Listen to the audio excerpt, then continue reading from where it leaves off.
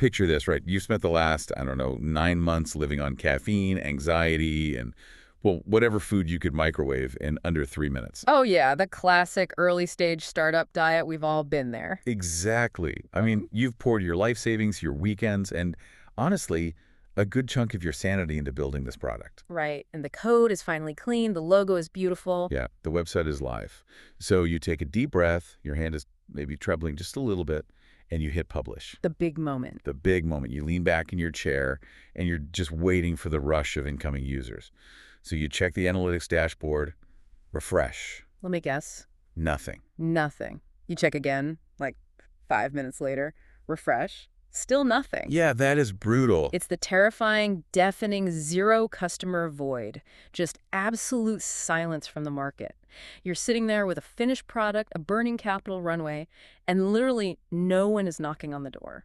It is, without a doubt, the single most terrifying moment in the life of any founder. It's this intense psychological crucible. Yeah, totally. And it's right there, in that very specific silence, where the vast majority of startups just quietly pass away. Because what founders don't realize when they're in the trenches of coding? Right, when they're just heads down. Exactly. When they are heads down, they forget that building the thing is like maybe 10% of the battle. The actual business, the real lifeblood of the company, is getting a complete stranger to trust you. Yes, trust you enough to hand over their time or, their hard-earned money. Right. And that is exactly our mission for this deep dive today. Yeah. If you're listening to this right now and you're staring down that void, or if you're about to launch and want to avoid it entirely, you are in the right place. Absolutely. We are unpacking the exact mechanics, the psychological triggers, and the deeply unscalable guerrilla warfare tactics you need to secure your very first 10 paying customers. And to do this properly, we're pulling from a massive, just a gold mine of a source stack today. Yeah, it's incredible material. We're looking at an expanded masterclass and comprehensive guide from Startyplanes. And for some context, if you aren't familiar, Startyplanes is this elite global startup ecosystem. Right, they operate in something like 56 cities, right? Yeah, 56 cities across 15 countries. And they've facilitated over $111 million in institutional funding for more than 136 startups. So, they aren't just theorizing in a classroom. No, they have the hard data. They see what actually works on the ground. They absolutely do. And what makes this material so incredibly valuable is that we are looking specifically through the frameworks developed by Dr. Shishir Gupta, the founder and CEO of Startyplanes. Exactly. He's personally advised over 1,000 businesses globally. We're taking his proprietary frameworks and combining them with dozens of historical case studies, advanced networking models, and, well, honestly, we're going to take a morbid but necessary walk through the startup graveyard. Oh, we have to. You have to see the exact psychology of what happens when this goes wrong to understand how to get it right. Okay, let's unpack this.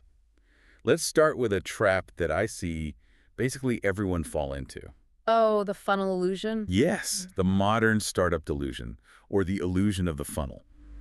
There is this really pervasive myth right now in tech that if you just build a glossy digital marketing funnel, if you hire some expensive ad agency. Right, and launch a beautiful, highly produced social media campaign. Exactly. People think the customers will just automatically flood in. It's like you've spent millions building a massive, state-of-the-art 10-lane highway. But you've paved it to a town that doesn't even exist yet. Yes. You haven't even checked if anyone wants to drive there, but you're already out there installing the toll booths. That's a great way to put it. What's fascinating here is that this delusion is completely backward to how real Fraction is built. Scale is a privilege you earn, but only after manual validation. Right. You have to earn it.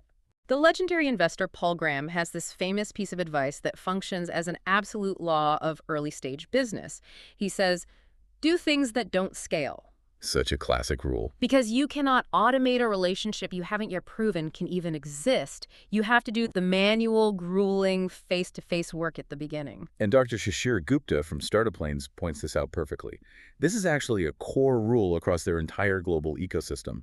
He says, and I quote, "Ads do not buy you loyalty. Hustle buys you your first 10 customers." It's a brilliant distillation of the problem. Dr. Gupta points out that if a founder cannot look a potential customer in the eye, deeply understand their bleeding pain, and, manually convince them to take a chance on a buggy product. Because it's always buggy at first. Exactly. If you can't do that, then you do not actually have a business. You just have a wish. Early on, you have to realize you are not selling a product. The product barely works. Right. You are selling yourself, your relentless commitment, and your deep understanding of their problem. So practically speaking, if we can't just throw venture money at Facebook ads or Google AdWords, where do we actually find these human beings? Like if you're listening to this and you need 10 people right now, where do you look? This brings us to a really illuminating origin story from Dr. Shri Gupta's early career. Long before he founded Startup Planes, he spent a brief stint working in insurance sales. Okay, wow, insurance sales, that's a tough gig. It is notoriously rigorous.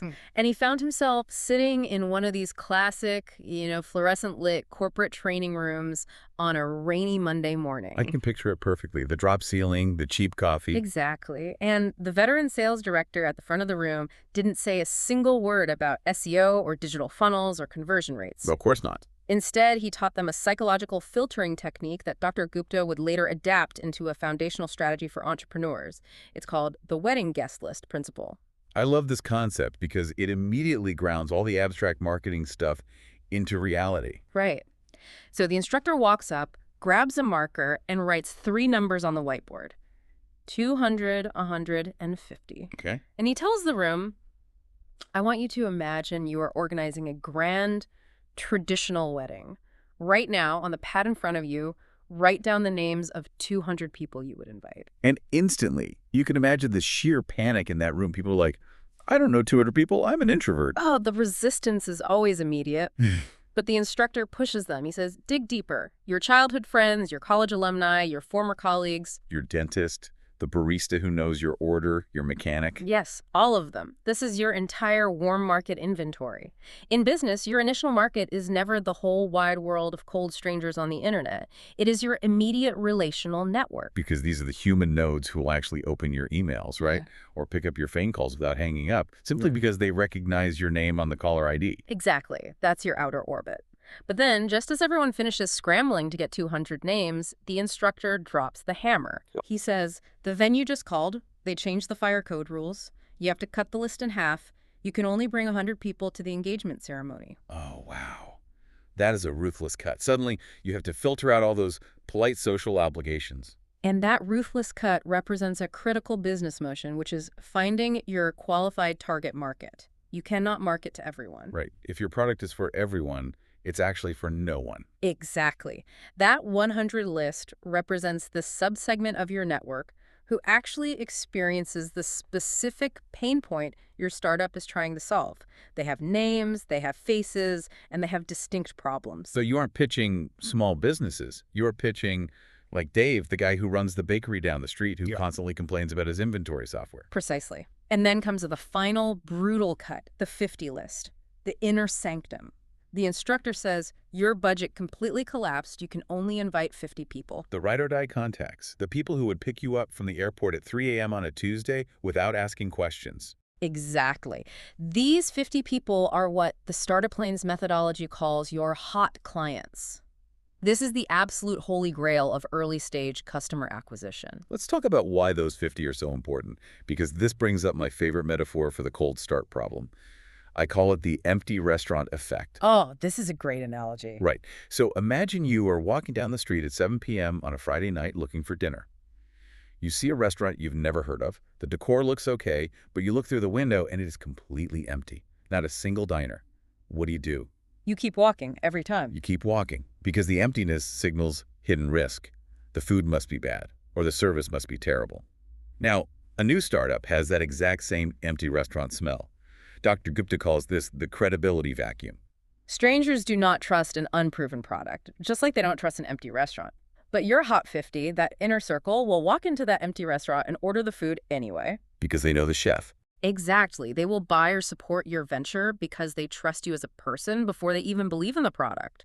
They provide the initial warmth that eventually attracts strangers. Which perfectly maps onto the proprietary Startup Planes First 10 framework. It's a 5-step process, right? It is. Step 1 is defining that hyper-niche beachhead persona. So not I sell to marketers, but but I sell to independent boutique coffee shop owners in downtown Seattle with fewer than 5 employees who roast their own beans. Exactly. Get ridiculously specific. Step 2 is building the bleeding pain list. You manually compile exactly 100 prospects from your network, an extended network who match that exact persona. And step 3 is executing high-touch guerrilla outreach. We're talking no automated spam emails, no MailChimp blasts. None of that. We are talking about highly personalized, deeply unscalable outreach, like recording 60-second personalized video audits of their current workflow, or, if they are local, physically walking to their storefronts to introduce yourself. Now, let me play devil's advocate here, because I can hear founders listening to this and,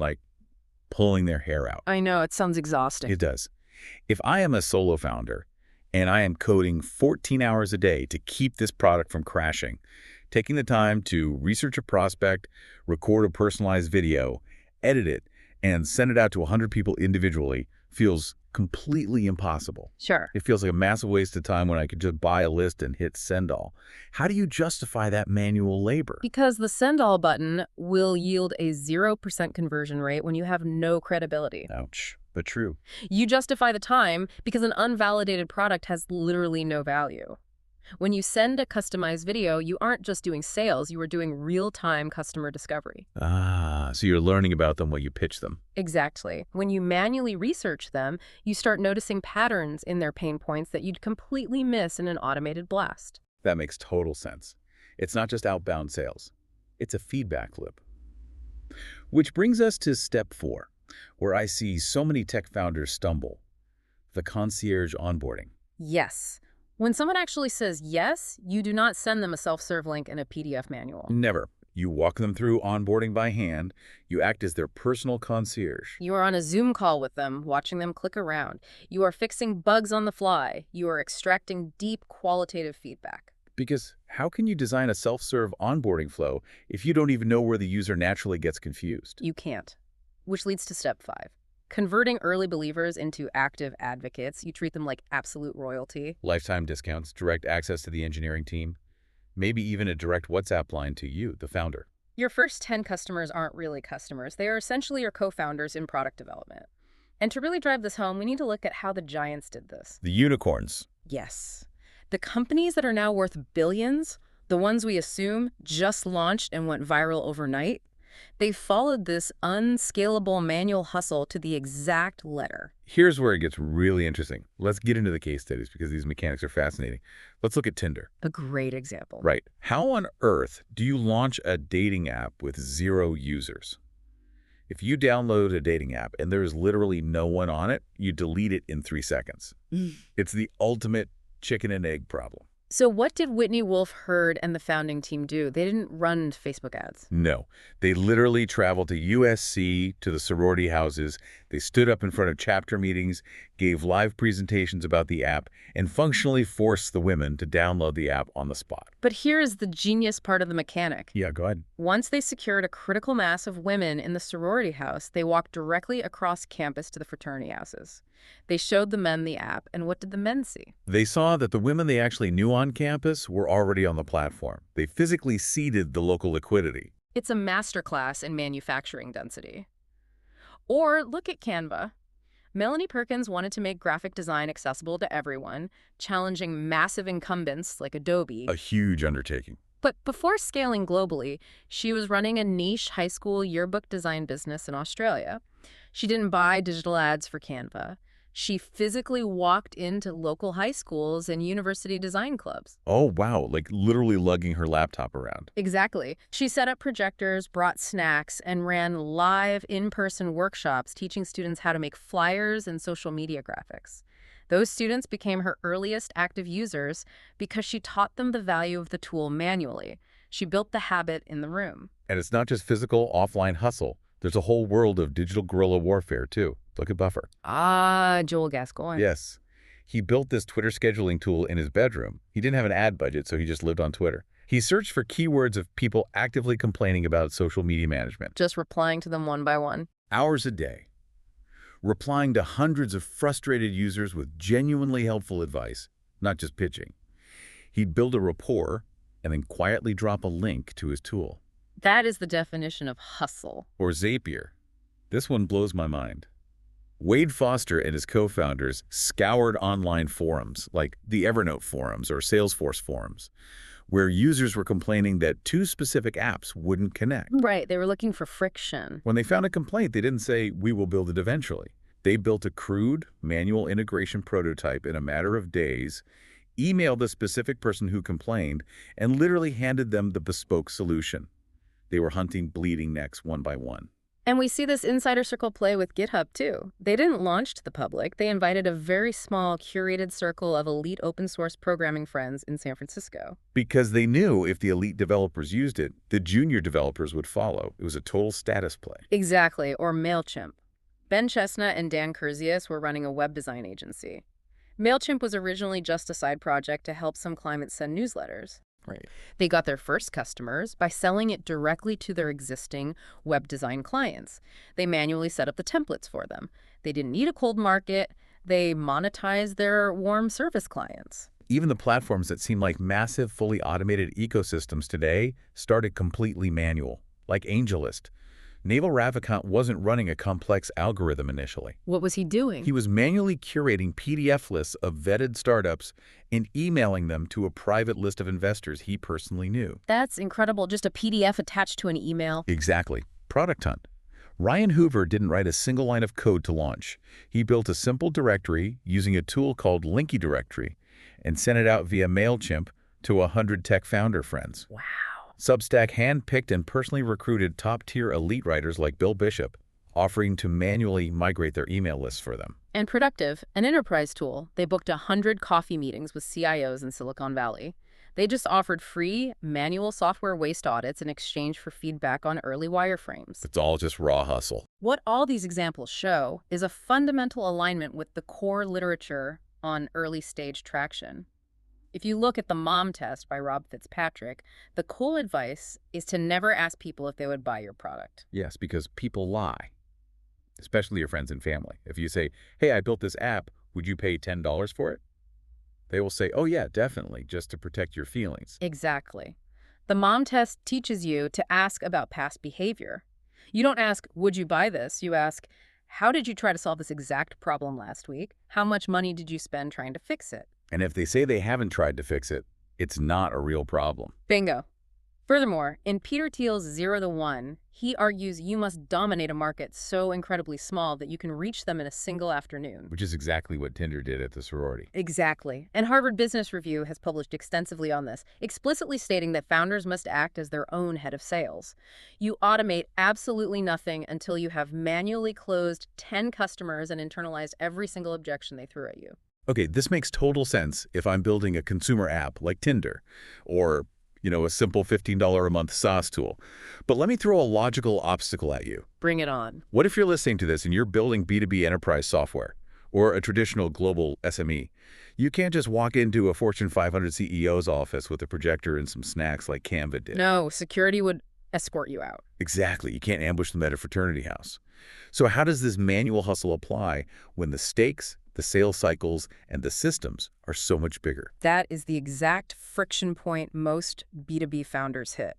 But the reality is the fundamental methodology doesn't change, only the application does. Whether it's a massive SaaS tool or a traditional brick-and-mortar chain, early traction is hunted, never given. Okay, walk me through some examples. Let's look at how advanced tech and enterprise tools execute this manual hustle. Take Superhuman, the premium email client for power users. Right. They charge like $30 a month just for email. Exactly. They didn't just launch a sign-up page. They manually surveyed their early waitlist to find a highly specific cohort. Users who would be very disappointed if the product suddenly disappeared. So they filtered for absolute desperation. Yes.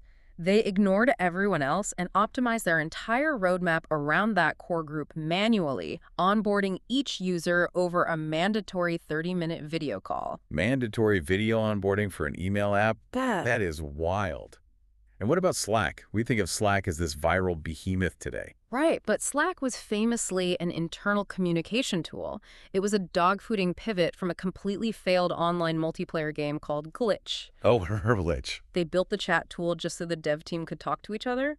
When the game failed, they took that internal tool and gave it to friendly tech companies as a beta test. They manually begged their friends at other startups to just Try using it instead of email for a week. And Dropbox. Drew Houston didn't launch a massive ad campaign. He posted a simple 3-minute screen recording explainer video on Hacker News. Just a simple video. Yeah, but here is why it worked. It wasn't a generic ad. It was a manual post tailored specifically to a hyper-niche community of developers. He put inside jokes in the video that only Hacker News readers would get. He manually engineered the cultural fit, and the waitlist exploded from 5,000 to 75,000 overnight. Or look at Airbnb's aggressive guerrilla tactics. They famously wrote a script to cross-post their zero-traffic listings onto Craigslist. They were tapping into millions of apartment hunters by piggybacking on an incumbent's infrastructure. But my absolute favorite B2B example is Stripe. Patrick and John Collison executed what is now legendary in Silicon Valley as the Collison installation. Oh, the Collison installation is the perfect answer to your question about how this works for B2B tools. Right, because normally if you're pitching a developer tool, you send an email with a link to the API documentation and say, let me know if you want to try it. And developers never, ever get around to it. Never. The Collison brothers didn't do that. At developer meetups, they would pitch Stripe, and if someone agreed it sounded cool, Patrick Collison would physically grab the developer's laptop. Just right out of their hands. Yes. He would say, give me your laptop, I'm installing it right now. You would write the integration code right in front of them and leave it fully working on their machine before walking away. That is the ultimate definition of unscalable hustle. You literally cannot automate grabbing someone's computer. It's so brilliant. Zoom is another incredible B2B example. Eric Yuan obsessively monitored social media for any user who churned from competitor services like Cisco WebEx or Skype. Oh, just waiting for them to complain. Exactly. When someone tweeted that WebEx crashed, Yuan would email them directly, asking what failed and offering a personal walkthrough of Zoom. Wow. And Figma created frictionless browser URL sharing because they knew the biggest hurdle in enterprise design was downloading heavy Adobe software. They manually removed the friction so designers could just send a link to a CEO to view a prototype instantly. Notion seeded passionate community power users to make templates. Why? Because they realized users faced a blank page problem. Right, Notion is so customizable that new users would log in, stare at a blank white page, and just churn. So the founders manually recruited highly organized people to build templates and share them.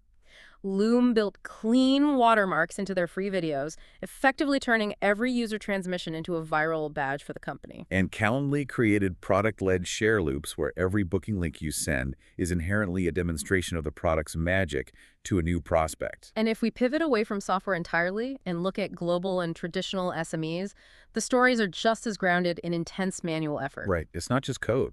HubSpot, before they ever sold software, gave away free downloadable marketing guides to build authority manually. Tesla elected $1,000 refundable deposits on pre-orders just to fund their initial production runs, leveraging sheer willpower and vision. Zomato, the massive restaurant aggregator in India, didn't use an API to get menus. The founders literally walked the streets of Delhi, physically collecting and scanning paper menus and uploading them online to solve an information gap. Shopify partnered with web development freelancers. They knew freelancers had the clients, so they empowered the freelancers to use the Shopify engine. Coursera didn't start with global institutional partnerships. They partnered directly with individual Stanford professors they knew. Zara manufactured fast fashion entirely based on weekly manual phone calls and feedback from local store managers about what was selling that exact day. Oyo Rooms in India didn't build new hotels. They manually audited and standardized existing unbranded budget hotels. Literally going in to guarantee clean sheets and working Wi-Fi to build a trusted brand layer. Zerodha, the massive Indian trading platform, relied entirely on word-of-mouth community building with absolutely zero television ads. Instacart founders were physically walking the grocery aisles in San Francisco, picking the apples and fulfilling their first orders themselves because they didn't have a delivery fleet. Lenskart deployed mobile eye test vans directly into corporate office parks so employees wouldn't have to leave work to get tested. What all 30 of these case studies prove, across every single industry, is that at the beginning, you have to engineer the momentum yourself. You are the engine. The market does not care about you. But there's another layer to this. While these tactics seem incredibly calculated in hindsight, the source material reveals a much wilder reality on the global stage. Yes, when you look at international markets, the hustle required to overcome systemic distrust is intense.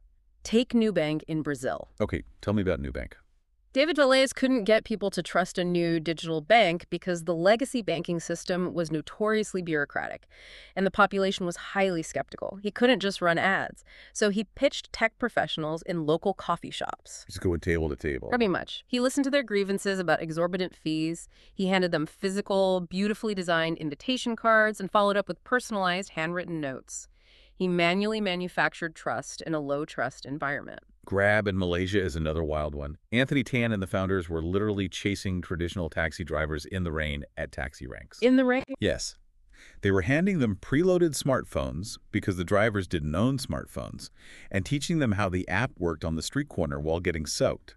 Wise in the UK started with the founders manually matching currency swaps between friends.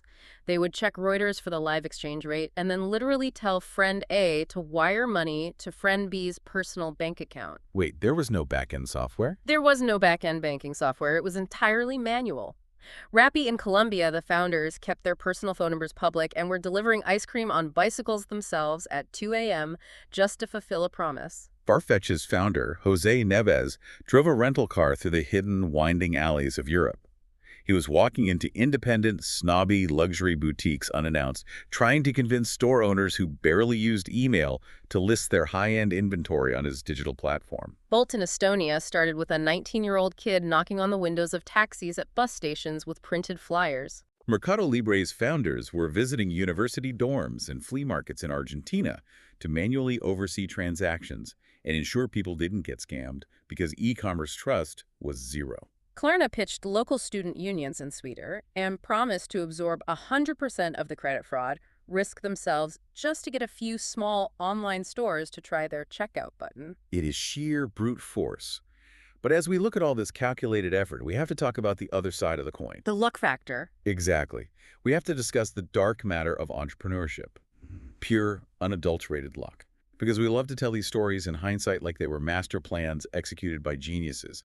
But sometimes the universe just trips over its own feet. We call this the serendipity engine. It's a vital counter-narrative. We worship optimization and strategy, but so many iconic companies acquired their first 10 customers by absolute accident.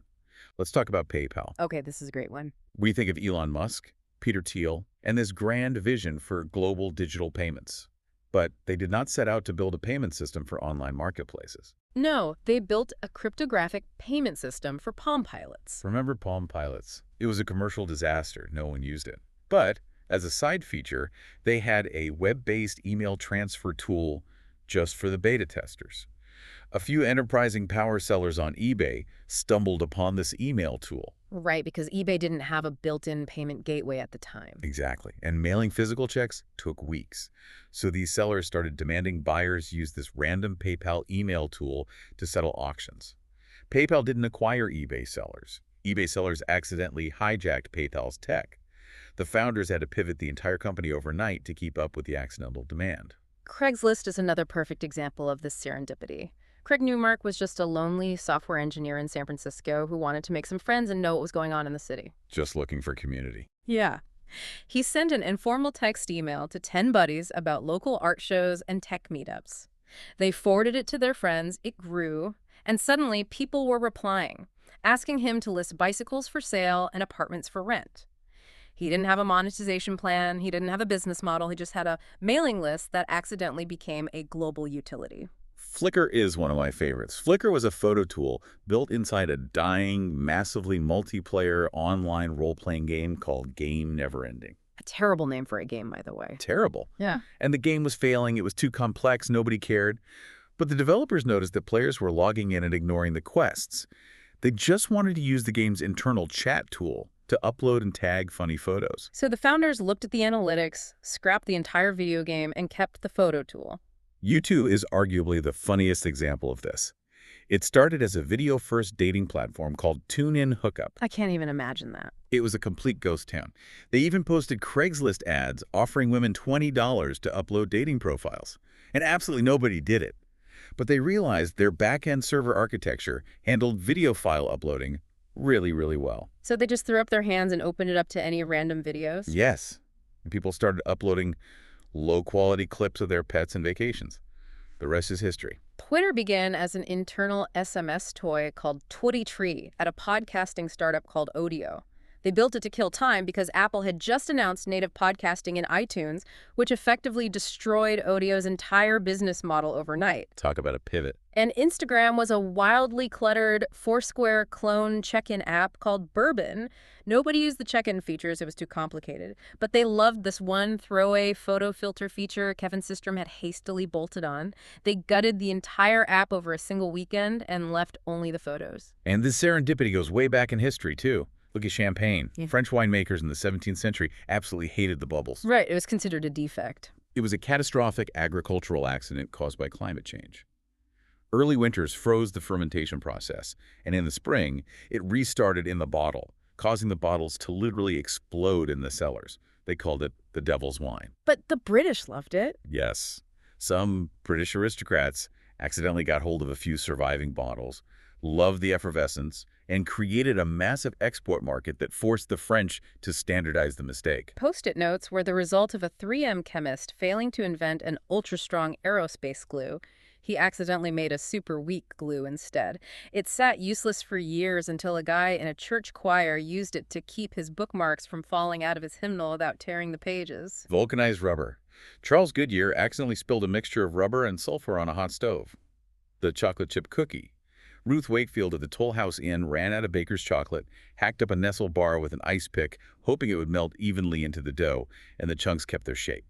The overarching lesson here, if we connect this to the bigger picture, isn't that strategy is useless. It's that execution is only half the battle. Right. How do you actually catch luck?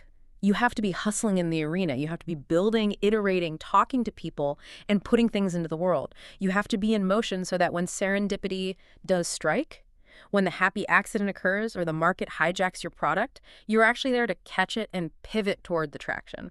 Business building is a dance with chaos. If you sit in your basement planning the perfect launch, serendipity will never find you. Absolutely. Okay, I love the optimism of serendipity, but let's look at the flip side. Survivorship bias is a very real thing in startup folklore. We only hear about the companies that pivoted and won.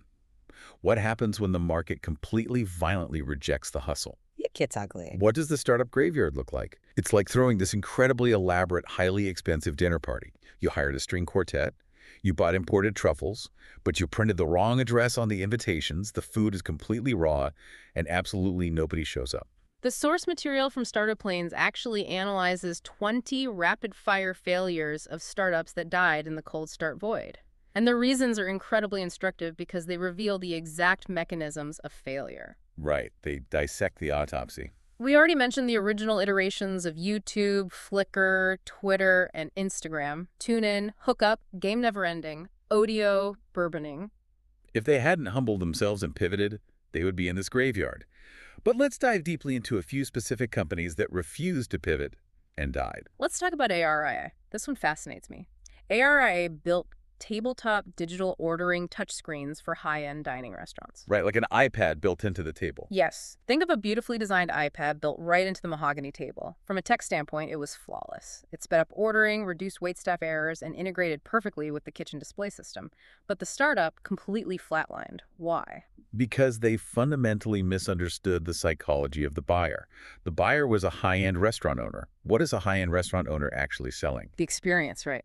Exactly. They aren't just selling calories. They are selling hospitality. They are selling an intimate, curated human experience.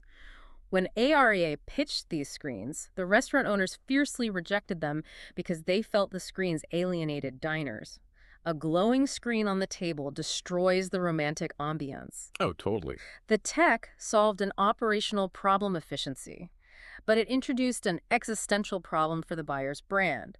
They built a product in a vacuum and assumed the market would adapt to their vision. It's the classic trap of solving a problem the buyer doesn't actually want solved. Another great example from the graveyard is ChefSync.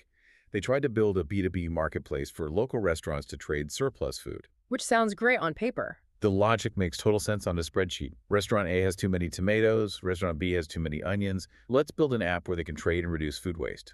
Why did it die? It died because of a complete lack of empathy for the user's daily reality.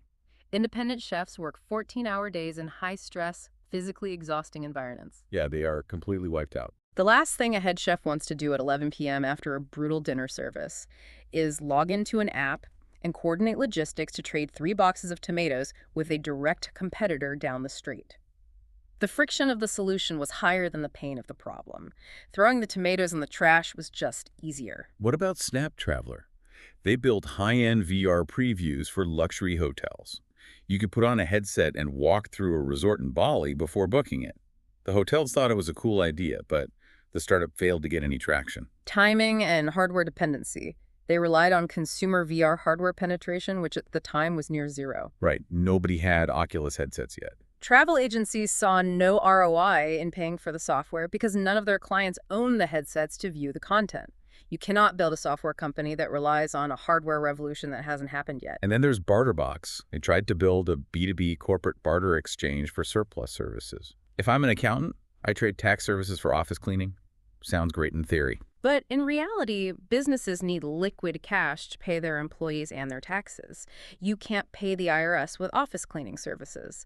The startup couldn't find matching counterparties at the exact right time, meaning liquidity was zero. So it just dried up. The overriding expert takeaway across this entire graveyard, which Dr. Gupta highlights frequently, is that these companies failed because they did not understand the psychology of their buyer, or they misjudged the actual urgency of the problem. They fell in love with their code, not their customer. So if you were listening to this, how do you avoid the graveyard? How do we decode the market before we waste a year of our lives building the wrong thing? You have to understand the fundamental architecture of the transaction before you write a single line of code. And the Startup Planes material strictly defines 3 critical terms that early founders constantly confuse: the consumer, the customer, and the client. Let's break these down because getting this wrong is fatal. A consumer is the user. They care about UX, usability, and whether the product makes their life easier or more entertaining. But, and this is crucial, they don't always pay. Right. A customer is the buyer. They hold the budget. They care about ROI, cost reduction, reliability, and risk mitigation. And a client is someone who engages in a long-term relational advisory exchange. The mantra here is, you sell to a customer, but you serve a client. And the crucial rule here, especially in B2B, where the buyer and the user are entirely different human beings, is that you must always prioritize the customer, the buyer for revenue, but design for the consumer, the user for retention. I want to pause on that because it's so important. Let's say you build HR software. The HR director is the customer. They write the check. Your pitch has to be about saving them money and reducing compliance risk. Exactly. But the everyday employees are the consumers. If your software saves the HR director money, but it takes an employee 45 clicks just to request a day off, the employees will hate it. They will complain incessantly. And what happens next year? The HR director will churn the contract just to stop the complaining. Yeah. If the boss won't pay for it, you have no revenue. If the employees hate using it, you have no retention. Precisely. You have to thread that needle. Which brings up a massive debate for early founders navigating this. Should you start by building a scalable product? Or should you start by offering a manual, unscalable service? Because the Silicon Valley dream is to write code once and sell it infinitely on a subscription model, right? The Startup Planes hybrid approach is definitive on this, and I think it's brilliant. Start with a service. If you build a product without validating demand, you risk joining the graveyard we just talked about. So what do you do instead? Go find a business with a bleeding neck problem and solve it manually for your first few clients. Trade your time, your brain power, and your expertise. Be a consultant.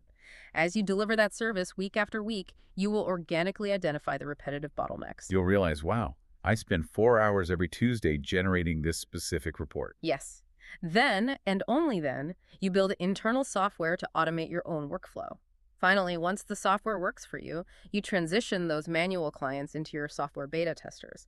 You know they want the output because you've already been giving it to them. It completely de-risks the build phase. Now let's pivot to the high-stakes game. B2B closing. Let's assume you found that target customer, you've identified their bleeding pain, and you have a prototype. Okay. How do you actually get an enterprise buyer to sign a contract? Especially when you are just 2 people in a garage dealing with that massive credibility vacuum.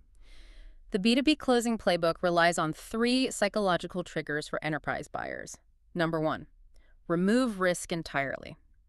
You have to realize that a corporate buyer's biggest fear isn't losing money.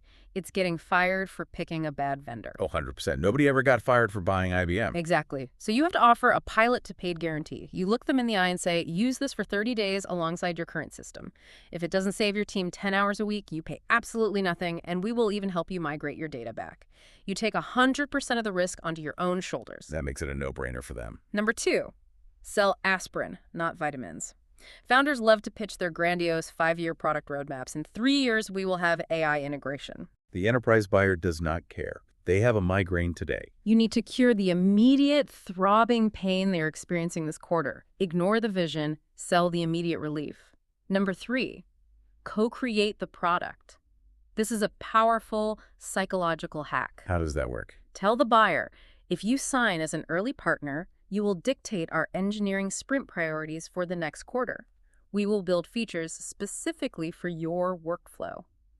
Enterprise buyers love having custom software built around their specific needs without having to pay a dev shop millions of dollars to do it. Let me stop you there, because co-creating sounds a bit like a trap. If I tell a massive client they can dictate my engineering sprints, don't I just become an outsourced dev shop for that one single company? How do I build a scalable product if I'm just building custom features for Acme Corp? That is the exact danger, which is why boundary management is critical. You only agree to build features that you have independently verified at least 3 other potential clients also need. Okay, so you validate the request first. Right. If Acme Corp asks for a highly bespoke integration with a 20-year-old legacy server that no one else uses, you say no. You frame it as, we want to build the industry standard, so we are prioritizing features that elevate your core workflow within modern frameworks. You make them feel special without compromising the product's universality. Got it. Now, how does getting these first 10 manual customers translate into raising venture capital? Because Startup Planes facilitates millions in funding. They know exactly what institutional investors want to see in a pitch deck. Dr. Shishir Gupta outlines the 3 pillars of traction-led fundraising. When you walk into a VC pitch, these are the 3 things they're actually evaluating behind the scenes. First, logo quality over MRR size. Real quick, let's clarify MRR for anyone new to the SaaS world. Monthly recurring revenue, it's how much predictable cash is coming in every month. Exactly. And in the very early days, having a recognized brand name, a strong logo as an early customer, matters significantly more than the initial MRR cash flow. Because it's social proof. Exactly. If you only make $500 a month, but that $500 is being paid by Microsoft or a massive regional hospital, the social proof is astronomical. It proves a massive incumbent verified your security and utility. What's the second pillar? Second is the feedback loop metric. Investors want to see how fast you iterate based on customer input. If a customer asks for a feature on Tuesday and you push the code live on Thursday, that speed signals a hyper-adaptive, relentless team. VCs invest in teams that can out-execute incumbents. And the third pillar is the expansion path. You have to prove that your first 10 customers represent a beachhead that can expand into a massive TAM total addressable market. Exactly. If you solved a problem for 10 local plumbers, that's great. But you have to prove to the VC that there are 500,000 plumbers globally with the exact same problem, and that your solution scales to capture a significant percentage of them. Traction is the ultimate validator, but the TAM is the ceiling of the investment. All right, so we have the philosophy, we have the unscalable tactics, the psychological triggers, and the VC expectations.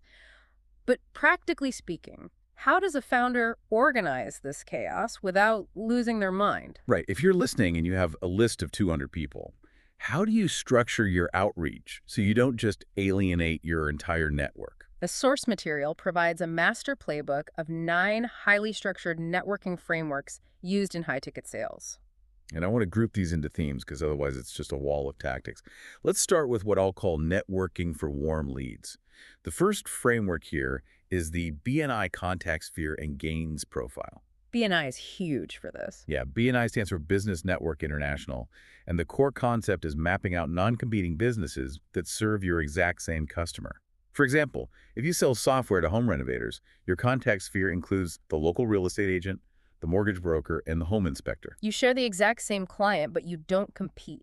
You partner with them using the gains profile, you take them to coffee, and learn their goals, accomplishments, interests, networks, and skills. By understanding them deeply, you can systematically exchange high-trust referrals. Another warm-led framework is the 300-130 sphere of influence.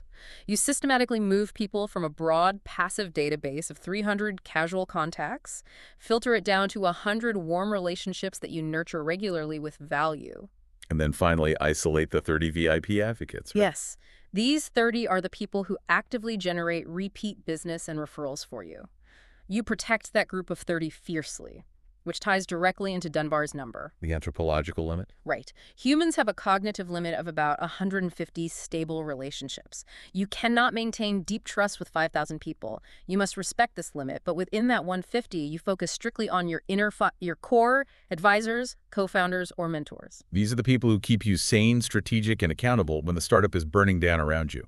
And when your mind goes completely blank, you use the name-dropping memory jogger. When a founder says, "I don't know anyone," they are lying to themselves. Oh, absolutely. You use trigger categories to unearth hidden warm leads. Who is your dry cleaner? Who is your landlord? Who is the person you spot on the bench press at the gym? Who sold you your car? Once you attach a category, the names flood back. Now, let's shift to networking for whales. How you land massive B2B accounts. This relies heavily on Chet Holmes's Dream 100 framework. A classic strategy. The premise is to stop chasing random volume. Mm-hmm. Stop sending 10,000 generic cold emails. Instead, you sit down and identify the 100 dream accounts that, if you closed even 3 of them, would completely change the trajectory of your company. You target them relentlessly, hyper-personally, across multiple channels. You send them a physical book in the mail, you comment on their LinkedIn, you send a customized video, you besiege the castle. This is essentially account-based marketing. You divide your targets into tiers. Tier A is the white glove, bespoke treatment, the Dream 100. Tier B gets automated but personalized emails. Tier C gets the generic newsletter. You allocate your most precious resource, your time, proportionately to the potential revenue. Finally, we have the frameworks for systematizing the chaos. Pirate metrics. ARR, acquisition, activation, retention, referral, revenue. The critical insight here for early founders is to fix activation and retention before you spend a dime on acquisition. Do not pour expensive marketing water into a bucket full of holes. If users log in and churn the next day, stop marketing and fix the product. And the 4-tier client segmentation, which is just applying the Pareto 80-20 rule to your CRM. You focus 80% of your energy on your top 20% of clients who are highly profitable and easy to work with. But more importantly, you have the courage to fire your Tier 4 clients. Let's expand on that. What does a toxic Tier 4 client look like? Oh, every agency owner knows exactly who this is. They negotiate every invoice, they demand features you don't offer, they text you on Sunday morning about a non-urgent bug, and they treat your team poorly. They count for 5% of your revenue, but 80% of your emotional exhaustion. Firing them frees up the capacity to hunt for another Tier 1 client. Exactly.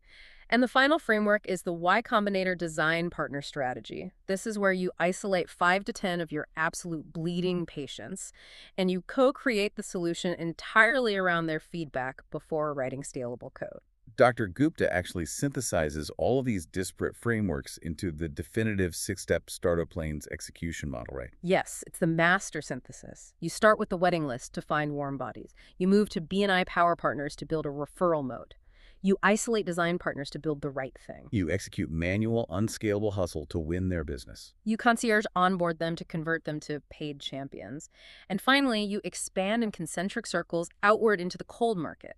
It is an absolute masterclass in relentless, intentional execution. We've covered a massive amount of ground today. We've journeyed from the fluorescent-lit training room of Dr. Shishir Gupta's wedding guest list principle through the unscalable, brute force guerrilla hustle of Tinder and sorority houses and stripe-grabbing laptops. We waded through the wild, unpredictable dark matter of luck and serendipity with PayPal and Craigslist. We walked through the graveyard of startups that arrogantly built in a vacuum, and we decoded the ruthless B2B networking frameworks that actually close enterprise deals. And as we wrap up, I want to leave you with a final thought that builds directly on our earlier discussion of the credibility vacuum. When founders launch an early product, they're usually deeply ashamed of the bugs, the unpolished user interface, and the messy manual onboarding process. They view these flaws as massive liabilities. But in the early days, those flaws are actually vital filters. What do you mean by that? If a customer is willing to tolerate your buggy V1, If they're willing to sit through a clunky UI and deal with the app crashing occasionally, it proves beyond a shadow of a doubt that you have found a true bleeding neck problem. If the problem wasn't severe, they would just leave. Exactly. The friction of your early product is actually a feature, not a bug, because it actively isolates your truest believers. Mhm. If they stay through the mess, they aren't just users, they are your foundation. They are telling you the core value is so strong it outweighs the terrible packaging. That is such a powerful reframe. The mess is the filter. So if you're listening to this right now and you are staring at that terrifying zero customer void, waiting for your product to be flawless before you launch, stop, drop the perfectionism. Just put it out there. Pick up a pen right now. Write out your 200 list today. Slash it down to 100. Find your Hive 50. Stop trying to build a 10-lane automated highway for a million strangers who don't care about you yet. Just go find that single human being in your network whose problem you can solve manually today. Start there and build the empire one conversation at a time.